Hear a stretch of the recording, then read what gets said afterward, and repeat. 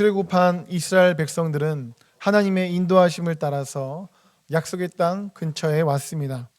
지금은 요단 동편으로서 이제 요단강을 건너 요단강 서쪽이 이 약속의 땅 가나안 땅입니다.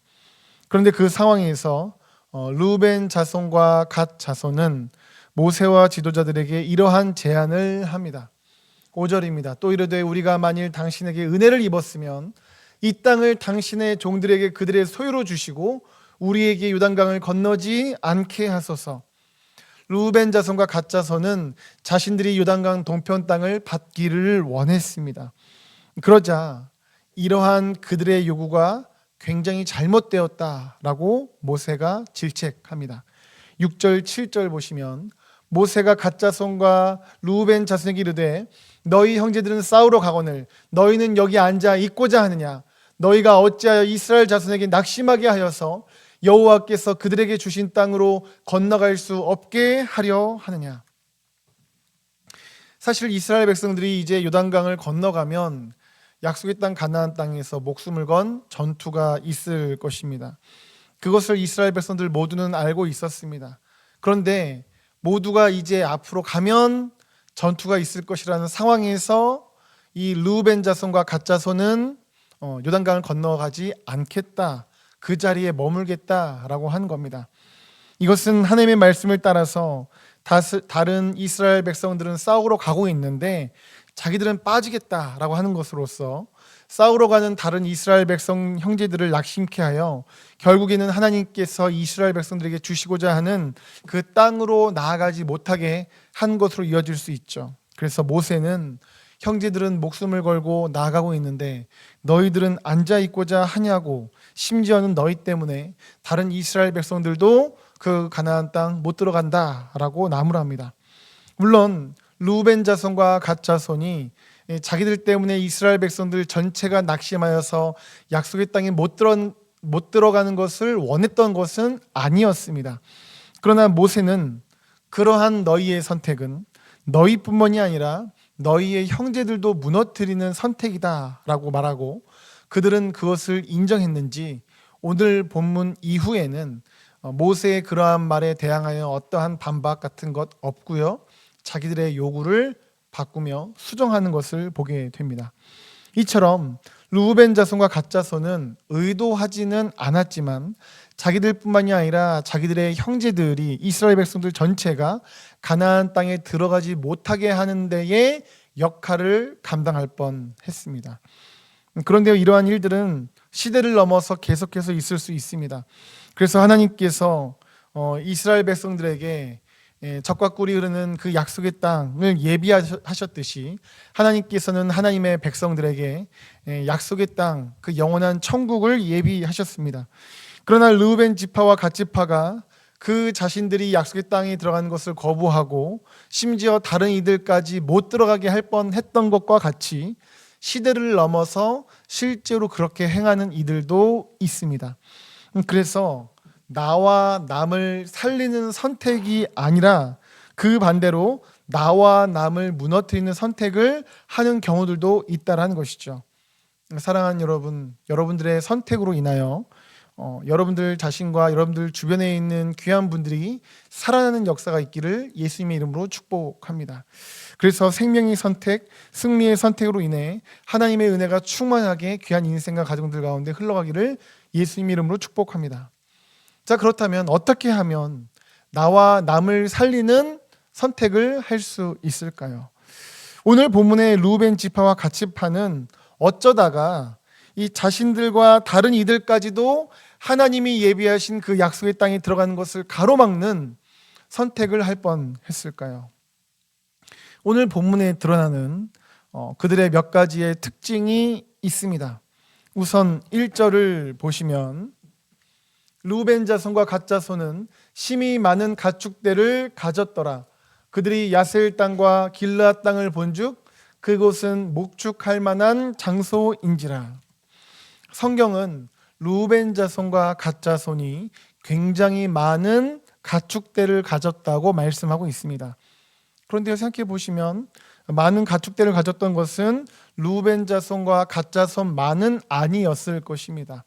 그럼에도 불구하고 그들이 힘이 많은 가축대를 가졌다라고 성경이 굳이 말씀하고 있는 것은 그들의 가축대를 굉장히 중요하게 여겼다는 것을 보여줍니다. 그들에게 있어서 가축대는 힘이 많은 부분을 차지하고 있었다라는 것이죠.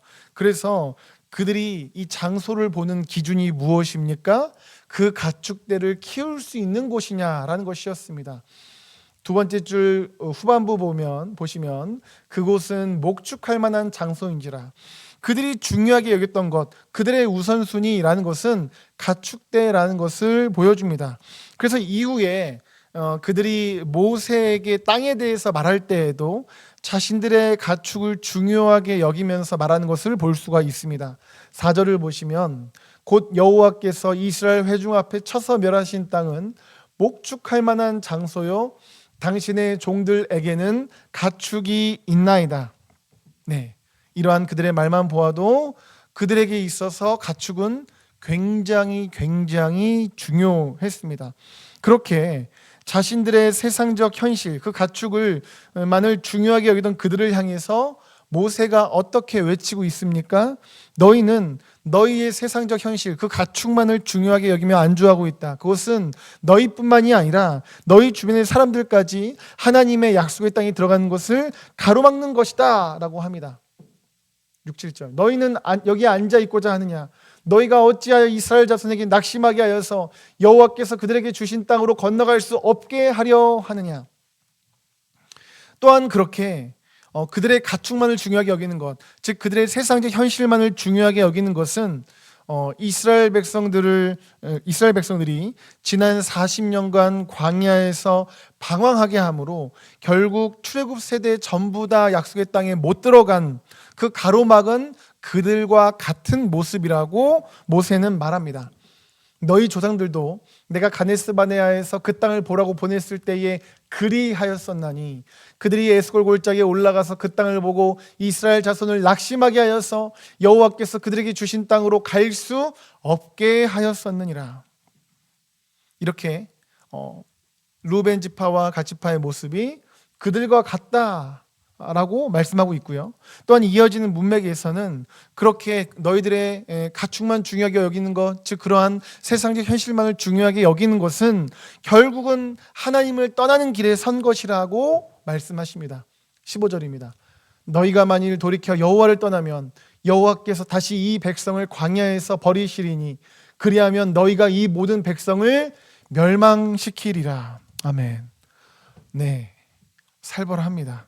그들의 가축을 중요하게 여겼더니, 그들의 세상적 현실을 중요하게 여겼더니 그것이 가데스 바네아에서 원망을 했던 그들과 같이 심지어 결국은 하나님을 떠나는 것이며 그 자신들뿐만이 아니라 그들 주변에 있는 모든 이들을 멸망시키는 선택이라고 말씀하고 있습니다.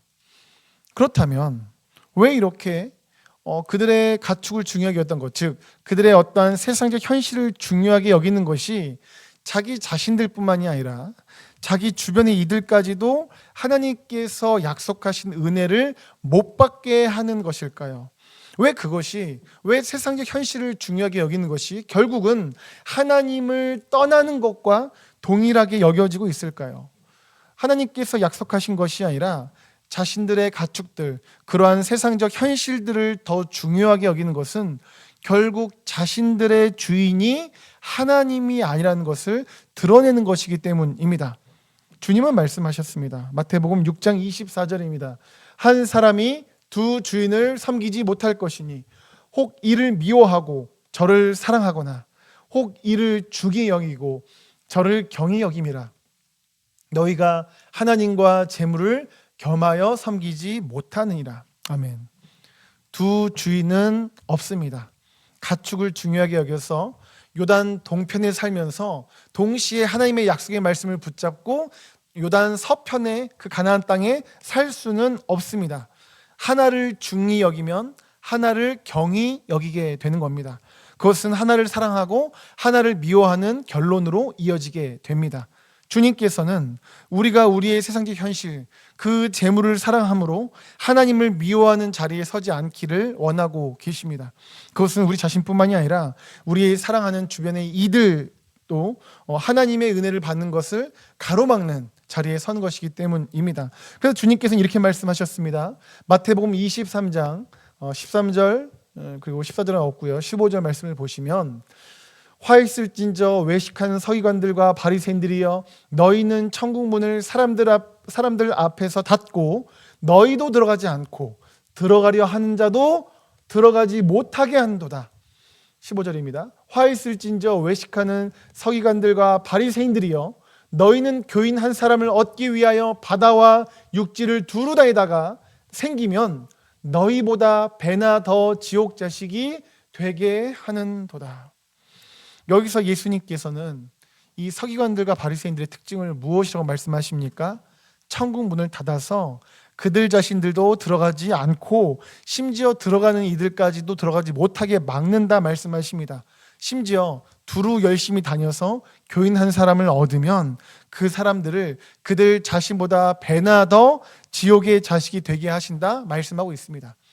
결국 13절과 15절은 같은 말씀입니다. 그렇죠? 같은 말씀입니다. 반복하고 있죠. 반복은 강조입니다. 이처럼 하나님께서 예비하신 그 영원한 땅, 그 천국에 자신들도 들어가지 않고 남들도 들어가지 못하게 한다라고 반복하며 강조하고 계십니다. 이러한 그들의 특징이 뭡니까? 이 자기들도 천국문 들어가지 않고 천국에 들어가지 않고 남들도 못 들어가게 막고 있는 이 서기관들과 바리새인들의 특징은 무엇일까요? 이어지는 말씀입니다. 우리가 15절까지 봤죠? 16절, 17절 이어지는 말씀입니다. 화 있을진저 눈먼 인도자여 너희가 말하되 누구든지 성전으로 맹세하면 아무 일 없거니와 성전의 금으로 맹세하면 지킬지라 하는도다. 어리석은 맹인들이여 어느 것이 크냐? 그 금이냐? 그 금을 거룩하게 하는 성전이냐? 서기관들과 바리새인들의 특징이 무엇이라 말씀하십니까? 결국은 그들은 성전보다 성전을 통해서 영광 받으시는 하나님보다 금, 곧 재물을 더 크게 중요하게 여겼습니다. 그렇습니다. 그들에게 더 중요한 것은 성전을 통해 영광 받으실 하나님이 아니라 금, 곧 재물이었습니다. 그렇게 그들의 주인은 하나님이 아니라 재물이었기 때문에 그들은 자신들만 천국, 즉 하나님이 예비하신 영원한 땅, 그 천국에 들어가지 않을 뿐만이 아니라 다른 사람들도 못 들어가게 했다라는 것이죠. 이것이 바로 오늘 본문에서 하나님의 약속의 땅보다 자신들의 가축을 더 중요하게 여겼던 루벤 지파, 갓 지파의 모습이었습니다. 그래서 모세는 그 문제를 굉장히 심각하게 여기면서 너희만 안 들어갈 뿐만이 아니라 너희 주변의 형제들, 즉 이스라엘 백성들도 못 들어가게 하는 것이며 또한 그것은 하나님을 떠나는 것, 그래서 모든 이들을 멸망시키는 것이라고 모세는 그렇게 심각하게 말씀했던 것입니다. 사랑하는 여러분, 여러분들에게 무엇이 가장 중요합니까? 정말 하나님과 하나님께서 예비하신 천국이 가장 중요하십니까? 그래서 나와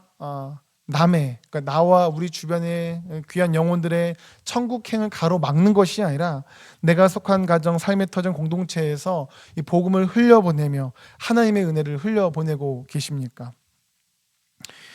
어떤 선교사님께서 사업가 신분으로 북한에 들어가셨습니다. 북한의 호텔에 머물게 되었는데 어찌하다가 호텔에서 일하는 소년이 그 외국에서 온 사업가가 사실은 선교사다라는 것을 알게 되었습니다. 그러자 그 소년은 그 사업가에게 재빨리 달려가서 손을 붙잡았습니다. 이 소년이 왜 그런가 하고 사업가가 손을 빼려고 할 때에 그 아이는 계속해서 손가락으로 그 사업가, 그러니까 선교사님이죠, 손에다가 십자가를 그리고 있다는 것을 깨닫게 되었습니다. 다음 날 선교사님은 그 소년을 은밀하게 만났습니다. 선교사님은 소년의 아버지가 믿음을 지키다가 몇 년 전에 투옥되셨다라는 것을 알게 되었습니다. 그로 인해서 소년의 가족들은 이 북한 정부의 야만적인 대우를 받아서 말할 수 없는 고통을 겪어왔고 생존을 위해서 끼니를 구걸하는 상황에 처했다는 것을 알게 되었습니다. 더욱이 그 해에는 가뭄이 굉장히 북한에 심해서 북한 전역의 수많은 백성들이 심각한 영양실조로 죽어가고 있는 상황이었다고 합니다. 이러한 상황 속에서 선교사님이 이 소년에게 묻습니다. 내가 무엇을 해주면 좋겠니? 라고 묻습니다. 선교사님은 가족들을 위한 음식을 청할 것이라고 예상하며 물었습니다. 그런데 그 소년은 다음에 4가지를 부탁했다고 합니다.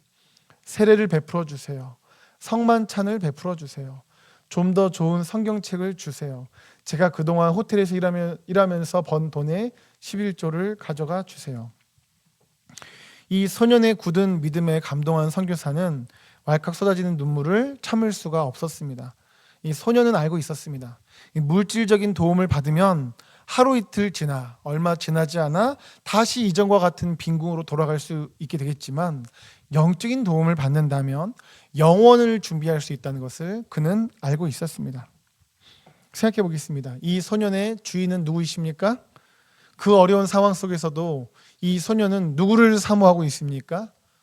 주님이십니다. 그 소년의 주인은 주님이셨고 주님을 사모하고 있었습니다. 자, 그렇다면 여러분들께서 이 소년의 입장이시라면 무엇을 원하시겠습니까? 지금 여러분들께서 정말 원하시는 것은 무엇입니까? 물론 이 땅을 살아가면서 먹을 것, 입을 것이 필요 없다라는 것은 아닙니다. 핵심은 그러한 것들이 인생의 주인이 되어서는 안 된다라는 것입니다. 하나님을 믿는다라고 하면서도 가축이 주인되고 금이 주인되어 먼저 가축과 그 금을 위한 삶을 살아서는 안 된다는 것이죠. 주님은 말씀하십니다. 마태복음 6장 31절부터입니다. 그러므로 염려하여 이르기를 무엇을 먹을까, 무엇을 마실까, 무엇을 입을까 하지 말라. 이는 다 이방인들이 구하는 것이라. 너희 하늘 아버지께서 이 모든 것이 너희에게 있어야 할 줄 아시느니라. 그런즉 너희는 먼저 그의 나라와 그의 의를 구하라. 그리하면 이 모든 것을 너희에게 더하시니라. 아멘. 우리를 사랑하시는 아버지 하나님께서도 우리가 무언가를 먹고 마셔야 되는 존재임을 아십니다. 하늘 아버지께서도 우리가 이 모든 것이 우리에게 있어야 된다는 것을 잘 알고 계십니다. 그렇게 우리가 그것들에 사로잡혀서 가축에 금에 사로잡혀서 그것이 인생의 우선순위 되어 그것을 주인 삼으며 하나님을 미워하는 자리, 하나님을 떠나는 자리에 서 있지 않기를 원하신다라는 것이죠. 사랑하는 여러분, 하나님이 여러분들의 주인 되시기를 예수님의 이름으로 축복합니다. 하나님이 여러분들의 우선 되시기를 예수님의 이름으로 축복합니다. 그래서 하나님을 따르며 하나님이 예비하신 은혜와 능력으로 승리하시는 귀한 인생들 가정들, 그래서 나와 남을 살리는 귀한 삶 되시기를 예수님의 이름으로 축복합니다.